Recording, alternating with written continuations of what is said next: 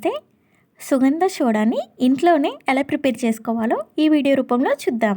ముందుగా వీటికి కావాల్సిన పదార్థాలు: సుగంధ బాటిల్, ఇది సూపర్ మార్కెట్లో కానీ డీమార్ట్లో కానీ మనకు దొరుకుతుంది. ఒక బాటిల్ తెచ్చిపెట్టుకుంటే మనకి చాలా రోజులు వస్తుంది. ఒక చిన్న గిన్నెలో ఒక 2 టేబుల్ స్పూన్ల వరకు సబ్జా గింజల్ని వేసుకొని 1 గంట పాటు నానపెట్టుకోవాలి. నీళ్ళు వేసుకొని, ఒక నిమ్మపండు, 1 గ్లాస్ నీళ్ళు, కూలింగ్ నీళ్ళు, 1 కిన్లీ సోడాని తీసుకోవాలి. ఇప్పుడు ప్రాసెస్లోకి వెళ్దాం. ఒక 2 గ్లాసులు తీసుకొని అందులో అడుగున సుగంధాన్ని వేసుకోవాలి.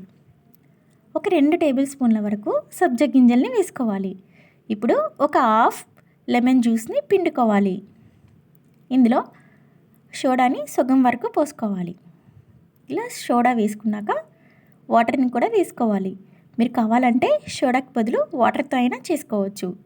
ఇలా సోడా వాటర్ వేసుకున్నాక ఒకసారి స్పూన్తో కలుపుకోవాలి.